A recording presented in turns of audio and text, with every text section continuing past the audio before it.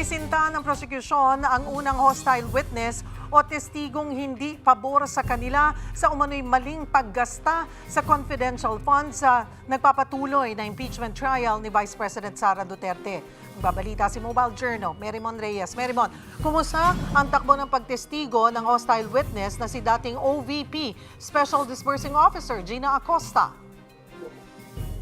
Cheryl, sa ngayon ay naka-break muna itong impeachment trial na magbabalik mga 12:45 p.m. ngayong tanghali. Pero itong si Gina Acosta, yung Special Disbursing Officer ng Office of the Vice President, OVP, ang minanifest ng prosekusyon bilang kauna-unahang hostile witness. Ibig sabihin, itong si Acosta isang testigo na hindi pabor sa prosekusyon, vital din sa kanyang counter affidavit sa Office of the Ombudsman. At yung isa din sa kanilang inilatag dito ay yung kumbaga yung pattern na naging Special Disbursing Officer din itong si Acosta sa Davao noong alkalde o mayor pa ng Davao City itong si VP Sara Duterte. Dito nagkaroon ng objection mula sa parte naman ng depensa na sinasabi walang kinalaman kasi hindi naman daw parte na kine-question dito ay yung kapanahunan noong alkalde itong si Duterte. Pero ang naging ruling dyan ng impeachment court na si Presiding Officer Chis Escudero, tanggap ito para lang daw sa relevance, para lang ma-establish yung pattern pero hindi raw para magdagdag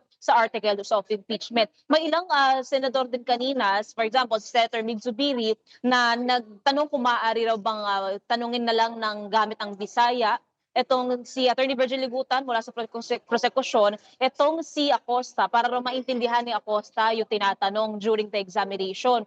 At dahil nga hostile witness na itong si Acosta, may rights o maaaring makapagtanong ng leading questions itong si Ligutan. Pero kanina naman, itong si Senator Judge Erwin Tulfo, nagagalit siya dahil noong nasa pagdinig naman daw ng House of Representatives itong si Acosta, nakakasagot naman daw ng Ingles ang gamit, ng Tagalog ang gamit, nakakaintindi naman daw ng Filipino noong tinatanong ni Prosecutor Luis nung nasa Kamara pa. So bakit daw dito sa impeachment court, hirap na hirap?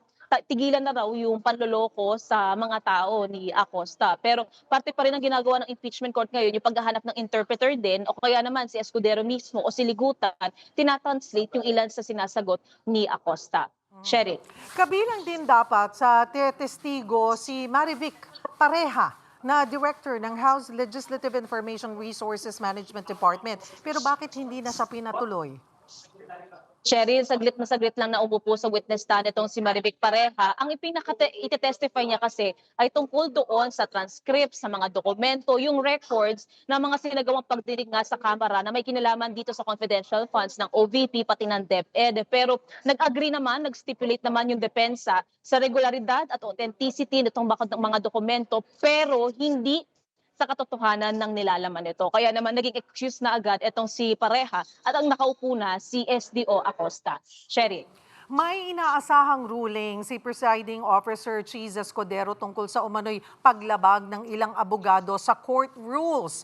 Ano yung posibleng maging epekto nito sa pagpapatuloy ng impeachment trial? Cheryl, kanina sa simula ng impeachment trial ngayong araw, itong si Congressman Joel Chua, humiling siya sa korte kung maaaring bigyan ng pagkakataon itong si Attorney Ligutan para magbigay ng kanyang komento doon sa reklamong ng defense last week dahil sa kanyang post online. Sinasabing bawal daw ang misleading questions kapag ka-cross-exam. Yun kasi yung panahon na nagko-cross-exam ang depensa kay State Auditor Cylene Del Campo. Pero ang sabi naman ni Presiding Officer Escudero, may tamang oras at panahon daw doon sa pagsasalita ni Ligutan.